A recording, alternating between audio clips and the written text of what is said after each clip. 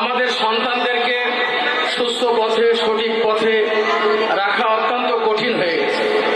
বিশেষ করে সাধারণ শিক্ষাঙ্গনে যেভাবে অপসংস্কৃতির সয়লাব, পশ্চিমা সংস্কৃতির যে আগ্রাসন, তাতে আমাদের ছেলে মেয়েদের ঈমান, আকীদা, আমল, আখলাক সম্পূর্ণ ধ্বংস হয়ে যাচ্ছে। বিশ্ববিদ্যালয়গুলোতে আপনারা দেখবেন, আপনারা সকলে সাধারণ শিক্ষার সাথে জড়িত, বিশ্ববিদ্যালয়গুলোতে কি ধরনের অপসংস্কৃতির চর্চা হয়, কি ধরনের শয়তানির চর্চা হয়, যা ইংলিশ মিডিয়াম স্কুল, এই ধরনের নামি দামি স্কুলগুলো থেকেই সন্তানরা বিশ্ববিদ্যালয়ে গিয়ে সেখানে সব ধরনের শয়তানির চর্চা সেখানে করা হয়। সেখানে আমাদের যে ভালো বাচ্চাগুলো আছে, যারা ঈমান আকীদা নিয়ে সেখানে থাকতে চায়, ঈমান আকীদা নিয়ে থাকার সেখানে সুযোগ নেই। এমন একটি কঠিন পরিস্থিতিতে যদি ছোটবেলায় আমাদের এই প্রজন্মকে, আমাদের সন্তানদেরকে ঈমান এবং আকীদাকে যদি আমরা রক্ষা করতে না পারি, তাহলে বড় হয়ে তাদের ঈমান আকীদা রক্ষা করা খুব কঠিন হয়ে যাবে।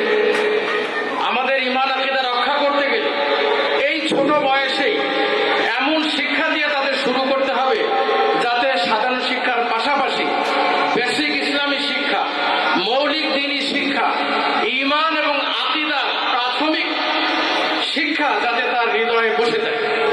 এই সন্তান বড় হওয়ার পরে, কলেজ বিশ্ববিদ্যালয়ে যাওয়ার পরে যেন এই অপসংস্কৃতির সয়লাবে সে ভেসে না যায়। এই জন্য এই ধরনের শিক্ষা প্রতিষ্ঠানগুলো আমাদের খুবই দরকার।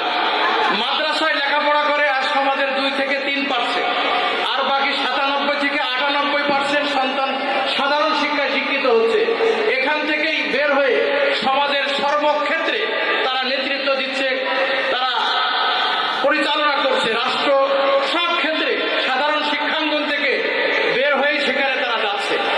এই লোকগুলো যদি ইসলামিক হতো, এই লোকগুলোর অন্তরে যদি ঈমান থাকতো, আকীদা থাকতো, আল্লাহর ভয় থাকতো, তাহলে এই ফ্যাসিবাদ আসতো না, তাহলে এই জুলুম সমাজে হতো না, এই দুর্নীতি হতো না, এ ধরনের যত শয়তানি আছে এই শয়তানিগুলো সমাজ রাষ্ট্রের হতো না।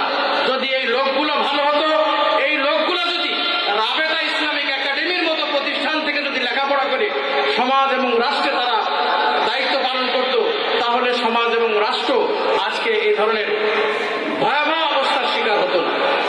এর একমাত্র কারণ, যে সমস্ত শিক্ষাঙ্গন থেকে আমরা প্রোডাক্ট, অর্থাৎ আমরা মানুষ সাপ্লাই করছি, এই সমস্ত শিক্ষাঙ্গনে যা শিক্ষা দেওয়া হয়, দুর্নীতি শিক্ষা দেওয়া হয়, এ ধরনের অপসংস্কৃতি শিক্ষা দেওয়া হয়, ঈমান আকীদা বিরোধী জিনিস শিক্ষা দেওয়া হয়, ফলে সমাজ রাষ্ট্রে গিয়ে সেইগুলোর চর্চা হয়। সমাজ পরিবর্তন করতে গেলে, রাষ্ট্রের পরিবর্তন করতে গেলে শুধু সাময়িক আন্দোলন, সাময়িক কোনো বন্দোবস্ত দিয়ে হবে না। এই ধরনের মোড়ে সমাজের রন্ধ্রে রন্ধ্রে, সমাজের সর্বত্র ব্যাপকভাবে এই ধরনের রাবেতা ইসলামিক একাডেমি গড়ে তুলতে হবে।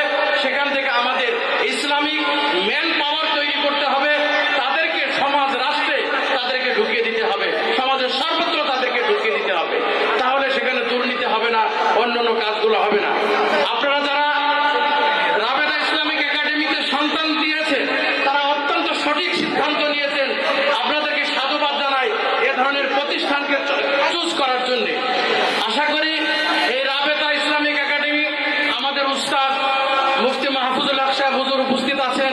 তার বাবা ছিলেন এদেশের ইসলামপন্থী জনগণের অভিভাবক শাইখুল হাদিস আল্লামা আজিজুল হক রহমতুল্লাহি আলাইহি, আমাদের মুরব্বী, এদেশের ইসলামপন্থী জনগণের মুরব্বী ছিলেন। তিনি এই বলে গেছেন যে এখন সময়ের পরিবর্তন হয়ে গেছে, মাদ্রাসা শিক্ষার পাশাপাশি আজ এই আমাদের সন্তানদেরকে এই জেনারেল শিক্ষা দিতে হবে, দিয়ে তাদেরকে সমাজ রাষ্ট্রে পাঠাতে হবে। আলহামদুলিল্লাহ, আমাদের উস্তাদ মুহতারাম শাইখুল হাদিস আল্লামা মাহফুজুল হক দামাত বরকাতুহুম উপস্থিত হয়েছেন। তিনি আপনাদের উদ্দেশ্যে, অভিভাবকদের উদ্দেশ্যে, সকলের উদ্দেশ্যে অত্যন্ত গুরুত্বপূর্ণ নসিহত করবেন। আমাকে দাওয়াত দেওয়ার জন্য এবং কথা বলার সুযোগ করে দেওয়ার জন্য অত্র একাডেমির পরিচালক মুফতি সাঈদ আহমদ সহ এই একাডেমি কর্তৃপক্ষকে আমি আন্তরিক অভিনন্দন জানাচ্ছি। এই বলে আমি আমার সংক্ষিপ্ত কথা এখানে শেষ করছি। আসসালামু আলাইকুম